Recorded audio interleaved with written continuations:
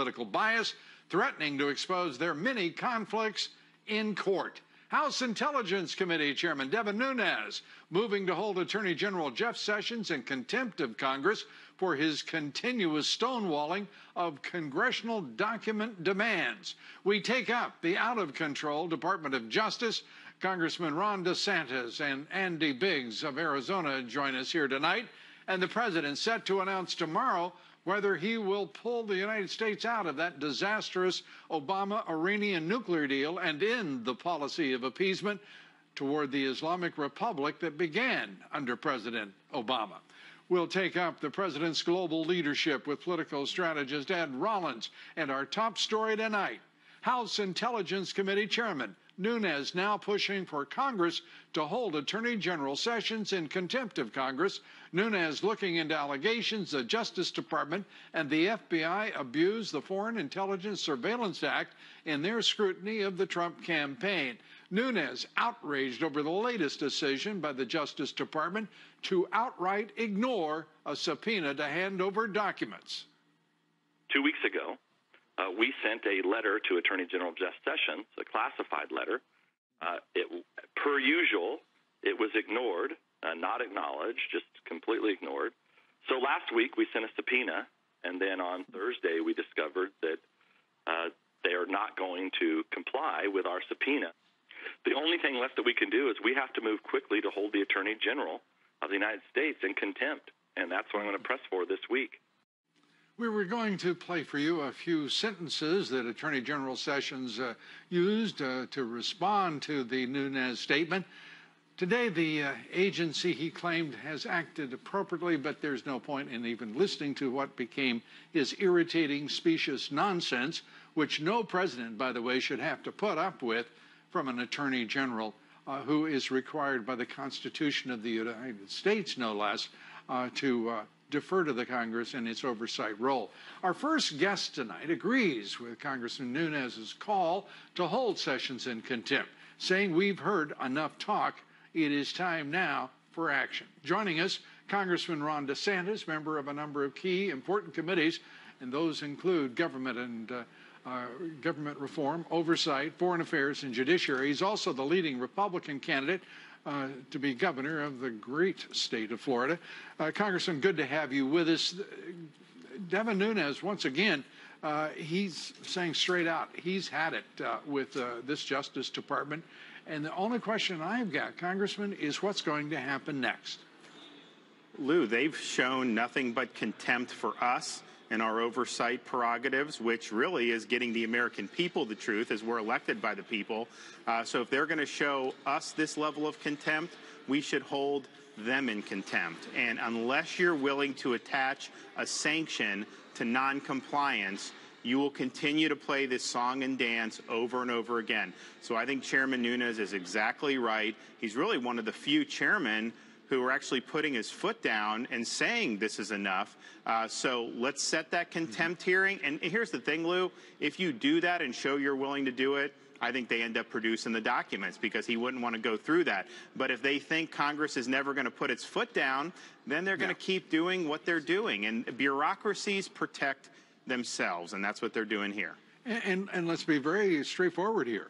Congress for decades has let the intelligence agencies of the intelligence community get away with the lightest hand when it comes to oversight imaginable, if not outright abdication of that oversight responsibility. Would you not agree?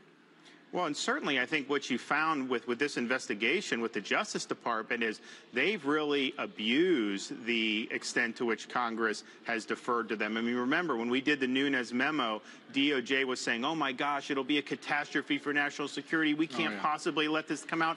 And then it comes out.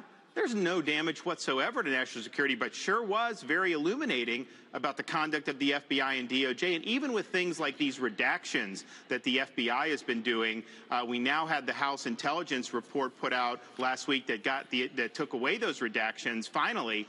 And those redactions were not to protect the public or to protect national security. They were there to protect people like Comey and other bureaucrats inside their organizations. So now is the time to finally bring accountability. Yeah, and I think it is important amongst all of the chairmen to give Devin Nunes the credit that is his due and the Intelligence Committee credit. I mean, compare him to any other chairman, any other member of leadership of the Republican Congress, and he stands head and shoulders above them in his integrity, in his energy, and his intellect, and his perseverance in pursuing the truth behind this wall of, frankly, misinformation and disinformation emanating from both the FBI and the Justice Department.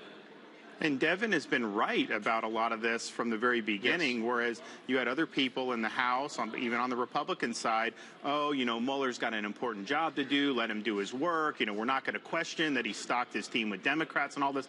And I think Devin's like, look, there's something not smelling right about this thing from the very beginning, and the more digging that's been done, the more the wrongdoing has been exposed. Your reaction to T.S. Ellis, the district court judge in Virginia, who smacked Bob Mueller and his attorneys around in court. He's given them 2 weeks to produce the scope memorandum, and they condescended to that judge in ways I can't even imagine. I knew they were arrogant. I knew they were left-wing focused and intent on destroying this president. But I got to tell you, this district court judge stood up and called them what they are, namely liars and likely abusers of the mission that they set upon as special counsel, going so far beyond any imaginable scope to attack this president. He demands to see that memorandum. Your thoughts? Well, and what he said was exactly right, Lou.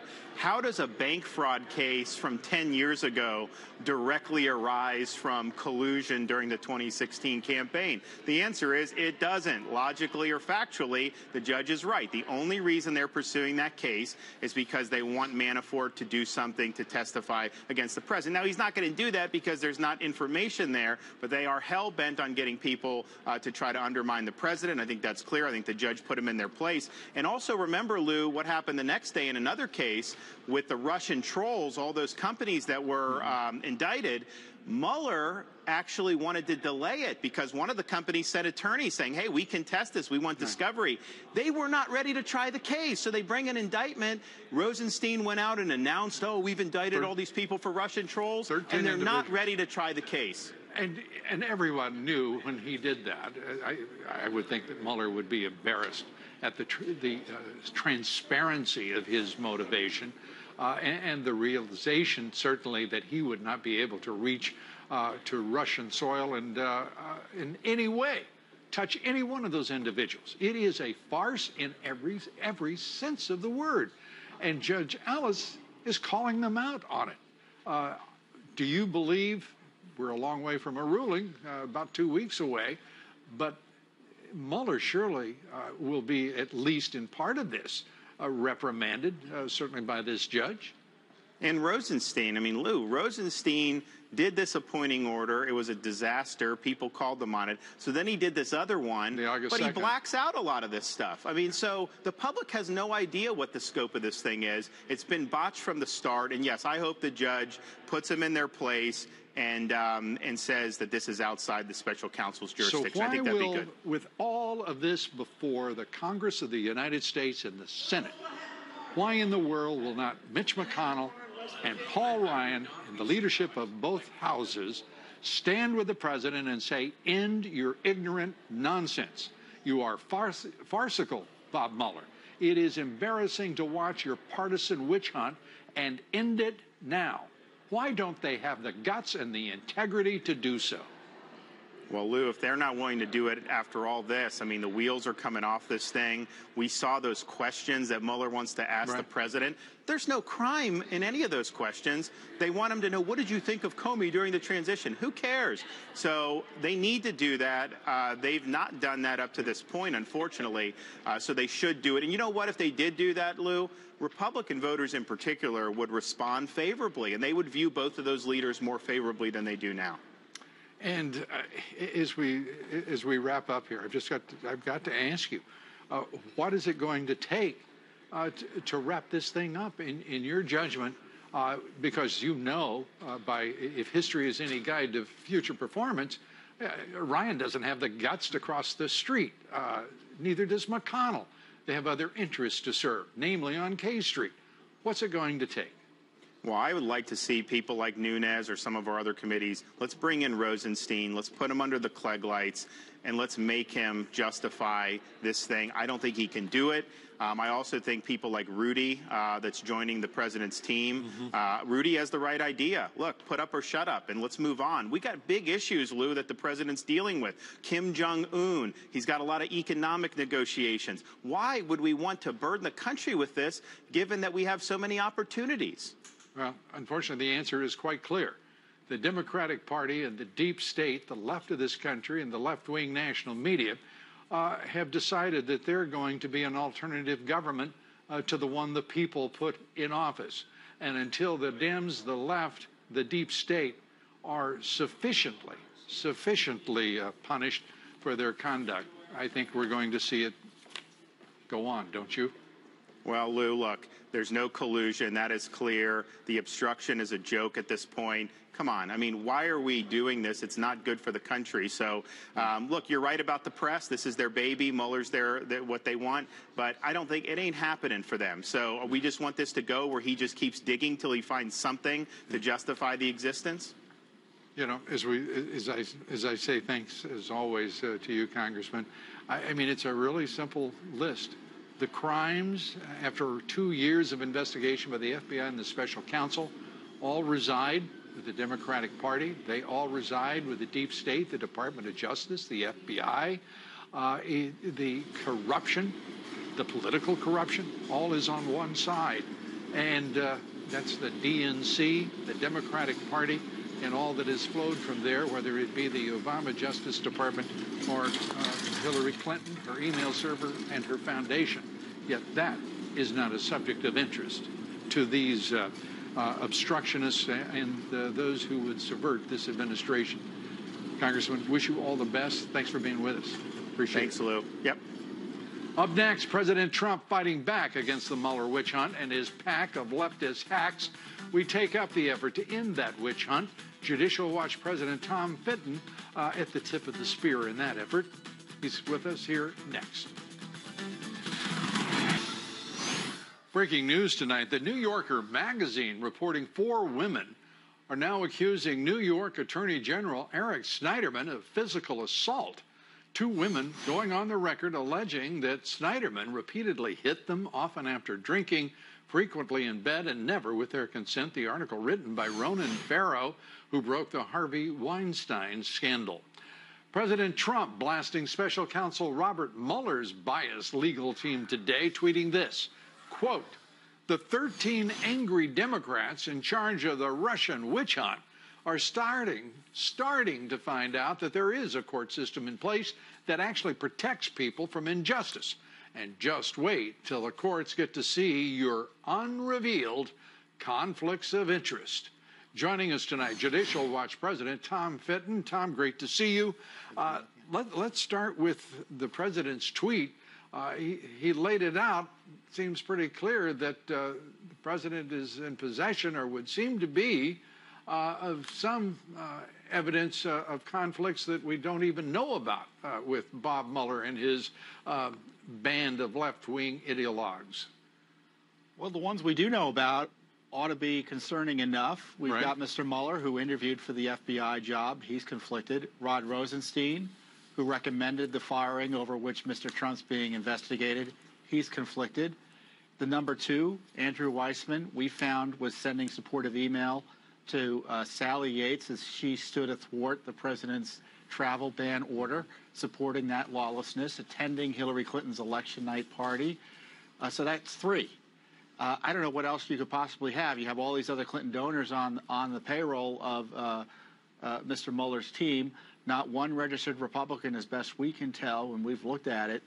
On top of that, you've got the fundamental issue of the lack of authority of Mr. Mueller. Constitutionally speaking, he's a rogue prosecutor. It's been the case from the moment of his appointment, and no matter how many CYA memos that Rosenstein writes months after the fact, it ain't going to fix it. That's what Judge Ellis was getting at. Judge Ellis, the district court judge in Virginia, I mean, I have, in reading the transcript of his hearing with the attorneys, both for the defendant Manafort and for the special counsel. I mean, listening to those special counsel attorneys, I mean, even from the transcript, the condescending tone that they took with the judge, who then finally had to point out as they tried to hide behind secret decoder rings that he did point out that he is currently handling, I believe, 3 espionage trials involving, of course, highly sensitive, top secret material. When he says produce the scope memorandum and he will judge whether or not it pertains to the case before him, your thoughts about how he is likely to rule, if you can judge that at all? Well, I don't know how he's going to rule, but he's going to hold the government accountable. They've run right smack dab into the rule of law here. You know, we've sued for the any scoping memos they have. They refuse to tell us they had anything. Just the other day, a few hours, Lou, after this hearing, they gave us the scope memo that's been redacted. And it's interesting because the Department of Justice said... The August 2nd memorandum. The August 2nd memorandum, written months after Mueller was appointed, after the raid of Manafort. And the Justice Department said, we're going to look at this and see if there's anything else we can release from the memo. So the Justice Department's been put back on its heels, I think in part by our lawsuit, but certainly by the judge, in having to explain itself here. And I heard and I saw that Rudy Giuliani said the White House counsel's office can't get even a copy of this memo. The president has to understand, despite what his lawyers are telling him, who are afraid of this issue, I think, within the Justice Department and the White House counsel's office, he's the prosecutor in chief. The Justice Department reports to him, and he should demand full transparency and accountability about what this agency is up to. That includes Mr. Mueller, who up until Friday was king of the Justice Department. You know, I think there's room here for the president to be concerned about bringing Congress along with him. The fact that Paul Ryan and Mitch McConnell have been feckless, gutless, and unprincipled to this point in defending this president and the nation of laws, the United States of America, ought to give every American considerable pause. I get the feeling, I have not spoken to the president about this, he's not said anything to me, but I have to tell you, I have the feeling that he is correct to try to bring along Congress. And I think the American people should be bringing along Mitch McConnell and Paul Ryan as well, Tom. They should be letting them know it's time to stop this.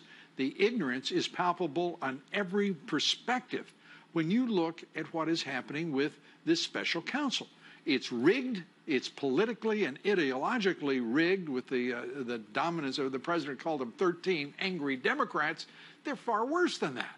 These are left-wing activists on the payroll of the special counsel, attacking and trying to undermine the President of the United States. All of the crimes I can find, as I said earlier in this broadcast, Tom, I mean, the DNC, the Fusion GPS, the phony, fraudulent dossier, the role of James Comey, Bob Mueller, and all of this. You just go through it, and the crimes are all on this, in the shadows of the United States government, rather than the man that they are trying to subvert, President Trump. And I think the president is frustrated. I think it's quite evident he's frustrated. He's the only one trying to protect the rule of law from Mueller's encroachments.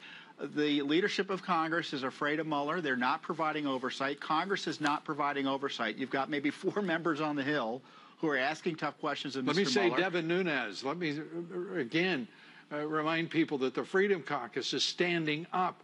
Ron DeSantis. This is a moment in our history where people who stand up are going to be remembered. They're going to be revered by future generations. Those who do not, and there are too many of them, will obviously be otherwise regarded. Imagine if they had a hearing where Mr. Mueller and Mr. Rosenstein had to come in and explain what their authority and what their investigative scope is. They'd lie Basic like they have oversight. before, Tom. They're going to lie. This is no time. I agree with Devin Nunes, Ron DeSantis, and those who have said now it's a citation of contempt. and move toward impeachment, because Jeff Sessions is an embarrassment to the nation. Rod Rosenstein is an embarrassment to the nation, as are the leaders of the Republican House and Senate. This is a time for men and women to stand up and serve the nation. The president should shut the Mueller operation down. If Rosenstein or Mr. Sessions won't step up, the president should recognize his power as a constitutional officer to take care that the laws be faithfully executed. Mueller's undermining the rule of law with this investigation. It has no authority and no effective oversight by those responsible to the American taxpayer. He needs to provide the oversight and shut it down. Thank you, Tom Fenton. As always, head of Judicial Watch. Thanks for all you do, Tom. Appreciate it. You're welcome. Thank you. Be sure to vote in our poll tonight. Do you agree with Chairman Nunes and Congressman DeSantis tonight that Attorney General Jeff Sessions and his deputy, Rod Rosenstein, should be cited for contempt of Congress for their refusal to turn over requested documents? Cast your vote on Twitter at Lou Dobbs. Follow me on Twitter at Lou Dobbs. Like me on Facebook. Follow me on Instagram at Lou Dobbs Tonight. Up next here, President Trump firing back at former Secretary of State John Kerry for engaging in what appears to be Obama-led shadow diplomacy. Whoa! We take up the subversive Obama administration with Ed Rollins. Here next.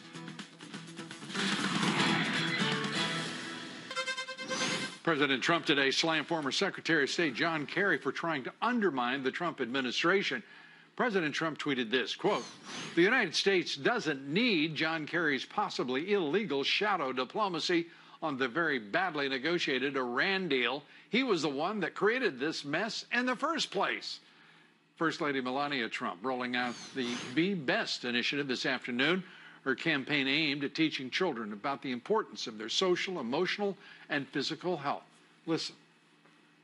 If we truly listen to what our kids have to say, whether it be their concerns or ideas, adults can provide them the support and tools they need to grow up to be happy and productive adults who contribute positively to society and their global communities.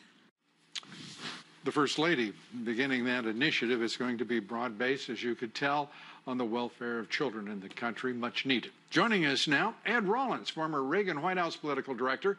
He served in 3 presidential administrations, Fox Business political analyst, and one of the country's very smartest, the smartest political strategist. It's hard to be smart these days. It just we're going to the pinnacle. That's it. New history being made every single day. Well, it's good to have you here, and Bob Mueller.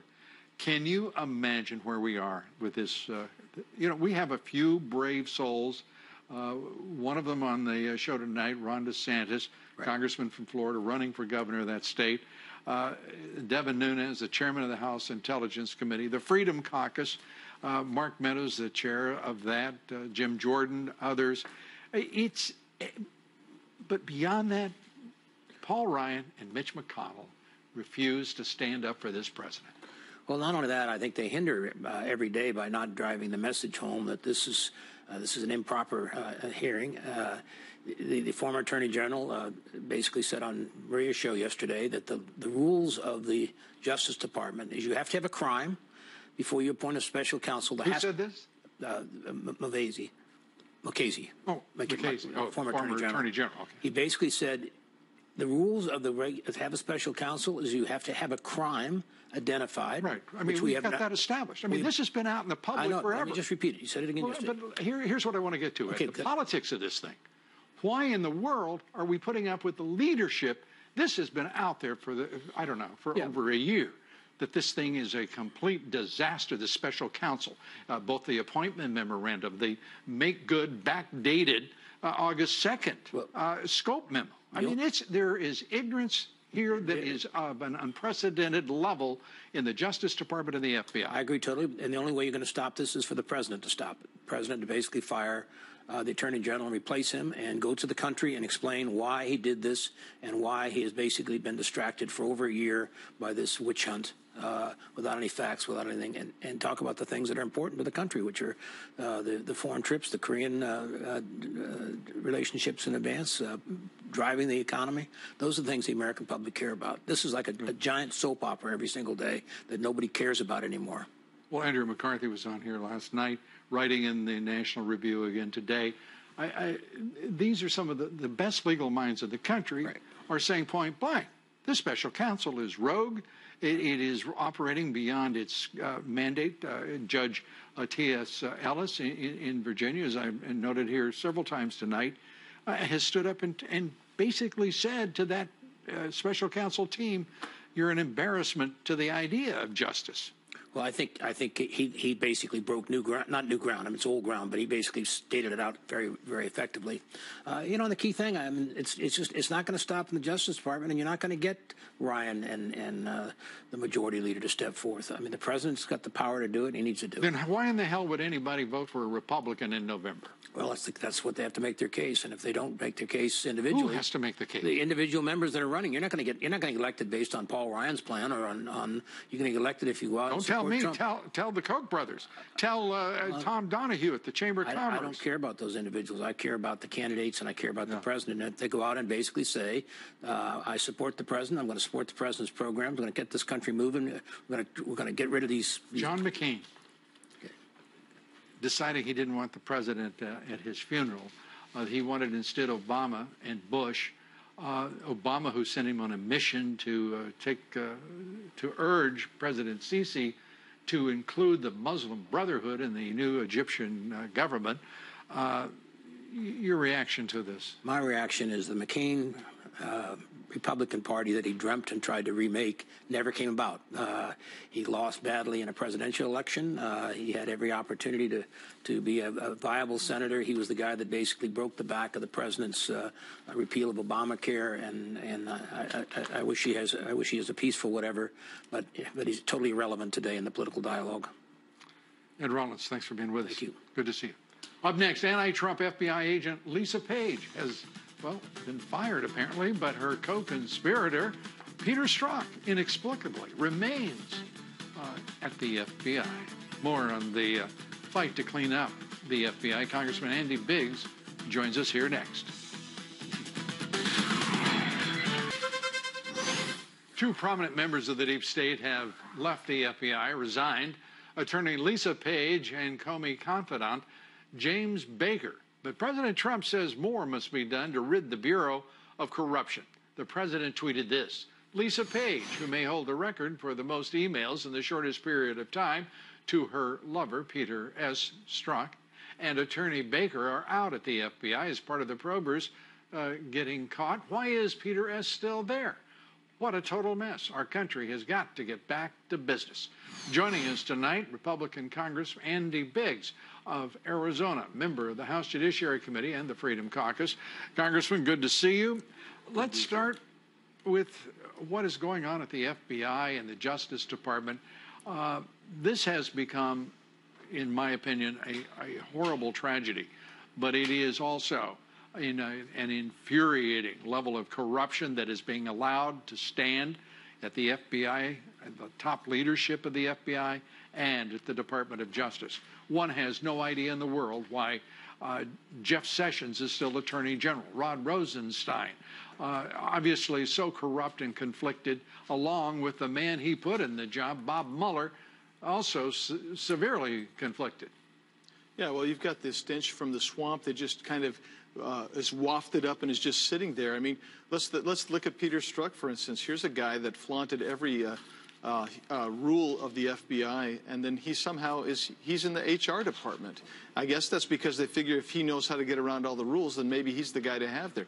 This is a travesty, and it continues to go on. Rod Rosenstein, he's the guy that's supposed to be overseeing Bob Mueller's special counsel investigation, and he is conflicted. He's the guy that he's slow walking everything to Congress. He's not giving us the facts. He's not giving us the truth. He's defying Congress. Exactly, and he needs to go. And that's he's also the guy who gave President Trump the entire rationale and basis to fire, and urged President Trump to fire James Comey, by the way, which set off a special counsel investigation in some twisted way, that makes sense to attorneys at the Justice Department. Yeah, that's exactly right. It's a twisted thing that goes here. But, I mean, why did Rosenstein do it? Because I got to believe that he had some ambition of his own. And then Mueller gets there, and Rosenstein's there when Mueller's not going to get the job, get the gig there that's going to do this. And so next thing you know, Rosenstein's promoting Mr. Mueller, and Mueller's out there and basically abusing process everywhere. He's clearly outside the scope of his authority. And no end in sight. It just goes on and on. Now, I was just going to talk about the 70 John Doe subpoenas that he got approved the other day. This is ridiculous. Yeah, it is. Alan Dershowitz said this about District Court Judge Ellis, T.S. Ellis III, in fact. This is what he said. And if we could put that full screen up, please. It was an excellent week for the, we'll wait for the, there it is. It was an excellent week for the Constitution and for all Americans because a federal judge made it clear that no one, not even the special counsel, is above the law and beyond scrutiny by our system of checks and balances. I happen to think that Dershowitz has it exactly right. We have yet to see how Judge Ellis will rule. But he certainly gave the Justice Department's special counsel a real reason, one would think, to assess whether or not they have abused power and to what extent. Well, Lou, you and I, as rational beings, if we got lectured by a judge like that, we would probably reassess our actions and make course corrections. I just don't think that that's going to go on in the Mueller investigation. I think that they know already that they're beyond their scope. They know already that they're abusing power, and this is the type of corruption that has got to go. And this is widespread in the federal judiciary where they're abusing their power. And now you've got the highest law enforcement and special counsel abusing their power. And thank goodness for finally a judge coming forth and saying, you're out of line and you're an embarrassment. And I'm just not sure that the Mueller team's going to get that. I mean, they're partisan hacks. They're there for a reason, and they're looking for an outcome that just should not happen because there's no evidence to support the outcome they desire. And the judge finally called them on it. Yeah, they're working to subvert the President of the United States. It's that straightforward. Congressman, good to see you. Thanks so much, Congressman to be with you, Andy Biggs. Up next, Hawaii's Kilauea volcano roaring back to life, spewing lava, toxic fumes, steam, and ash hundreds of feet in the air. We'll have a full report for you from Hawaii when we continue. Stay with us. The Kilauea volcano is just wreaking havoc on Hawaii's Big Island. Rivers of lava, toxic gas spewing into the air. More than 24 homes have been destroyed. Fox News national correspondent William LaJeunesse is on the Big Island with our report. It was roaring sky high. It was incredible. It was fuming. It was roaring. It was thundering. The rocks were flying out of the ground. Since first erupting Thursday, the Kilauea volcano hasn't stopped. It seems like the flows are extending further than from the fissures, so the eruption is progressing. This image shows 10 separate fissures covering a portion of Leilani Estates. My house is still standing. 5:30 this morning, I just left them, so it's still there. Like hundreds of others from the neighborhood, Victor Hoapili just learned his house survived the volcano. My house is about 200 yards from the initial eruption. I'm on lower Kahukai Street. Madam Zapelli is going to do her thing, and so we'll come back when she lets us. The eruption and 2 subsequent earthquakes forced some 2,000 to evacuate. Sunday, police allowed residents back in to retrieve medications, pets, papers, and appliances. Pamela Ani discovered she now owns 2 worthless housing lots covered in lava. I have 2 acres that are down here on Popono, and they got covered this morning. So, but no structure, and we have each other, and we're safe. This woman is also safe, but homeless. The whole house is on fire. Then It's gone. It's gone. At least 26 homes destroyed. Others likely will be. At a Red Cross shelter, hundreds wait to find out what's next. What's going to happen? What's going to happen with us? You know, if we lose our farm, we don't know where we're going to go. So the one question no one can answer, when will these eruptions stop? Well, only Mother Nature knows. Lou? William, thank you very much. William LaJeunesse reporting from the Hawaiian Big Island. NAFTA negotiations have resumed in Washington. The Trump administration seeking new rules that would punish Mexico unless it boosts wages for its car workers to at least $16 an hour. Mexico has deployed a deportation force of its own to stop illegal immigration at its southern border. New Mexican government figures show Mexico has deported more than 500,000 Central Americans over the past 4 years. Red storm rising, new warnings. China's banks are so large they dwarf U.S. and European banks. China's banking sector hitting $35 trillion in assets. That dwarfs the European Union's $31 trillion, the United States $16 trillion in assets. On Wall Street today, stocks closed higher. The Dow up 95 points, the S&P up 9. The Nasdaq gained 56. Volume on the big board, 3.2 billion shares, and crude oil prices surging above $70 a barrel, the highest level since 2014. The number of Americans not in the workforce hitting a record 95 million, thanks to a growing number of baby boomers retiring. A reminder to listen to my reports 3 times a day, coast to coast, on the Salem Radio Network. And congratulations to a member of the Fox family, retired Marine Lieutenant Colonel Oliver North, named the next president of the National Rifle Association. President Trump on the offensive against the Mueller witch hunt. We'll talk about the fight to end the witch hunt once and for all. Legal analyst Greg Jarrett joins us here next. Tonight's quote of the evening for Congressman Nunes, taking the fight to the corrupt officials within the DOJ and FBI, and of course, President Trump fighting to drain the whole doggone swamp. It was Andrew Jackson who said, quote, "There are no necessary evils in government. Its evils exist only in its abuses." Pretty smart fellow, that Jackson. Joining us tonight, Fox News legal analyst Greg Jarrett, author of the soon-to-be-released book, The Russia Hoax, the illicit scheme to clear Hillary Clinton and frame Donald Trump. Great to see you. Good to see you. This is getting better and better and better. Judge Ellis stands up, a man of courage. Very few people knew who he was. And he tells that the Mueller acolytes pick a left-wing figure. Yeah. But they're Obama and Clinton acolytes. Sure. Attacking the President of the United States, and he is the first one in the court to actually, in the judiciary, to stand up and say, you know, you people are lying, and you are also, without any question whatsoever, beyond your mandate. And I love it when he said, didn't Rosenstein recuse himself? Has he recused himself? And the silly lawyer for the special counsel took him literally instead of getting the joke. You know, I was impressed that the judge had the courage to call out the Mueller team for their abuses of power and to pierce the veil of this charade. And the judge's point was this.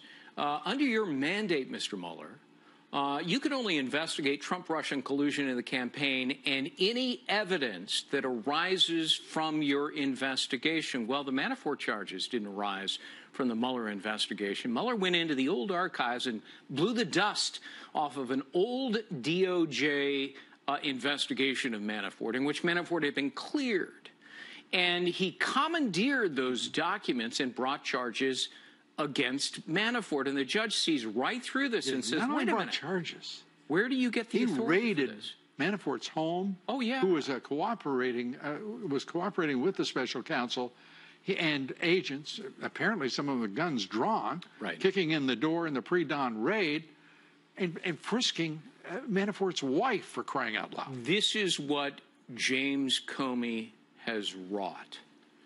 A lack of respect for the law, manipulating the law. By the people who are supposed to be enforcing the law. That's right. So the law enforcers are the law breakers. And I think before it's all said and done, what we're going to find is that all of the people who were protecting Hillary Clinton to allow her to become president and sought to destroy Donald Trump will end up being criminally investigated, and some of them may face criminal charges, Comey most of all. Yeah, you know, as you read everything that's gone wrong here for the special counsel, for the Justice Department, for the FBI, After 2 years of investigation by the FBI of the Trump campaign on quote-unquote collusion, and a year this month on the part of the special counsel, 2 years. Right. All of the wrongdoing resides within the Justice Department, the Democratic National Committee, the campaign of Hillary Clinton, Debbie Wasserman Schultz, and the FBI. Right. I mean, that's stunning stuff. It's a cautionary tale of how power corrupts. These are people who conjured out of thin air a criminal investigation of Trump and his campaign. To subvert the Trump presidency. Without any evidence, and that is against the law. And then they were clever. We'll launch a counterintelligence investigation. Turns out they did it without any intelligence. This is corruption at the highest levels of government. You know, there's another point we need to reemphasize as we wrap up here. And that is that investigation of Manafort, which the special counsel used as a pretext to bring charges and to raid Manafort. I think somebody should go to jail just for that. I mean, just that alone is such egregious corruption. But anyway, we'll take that up the next time. I agree with you 100%. That's what we usually do. That's it for us. Thanks for being with us.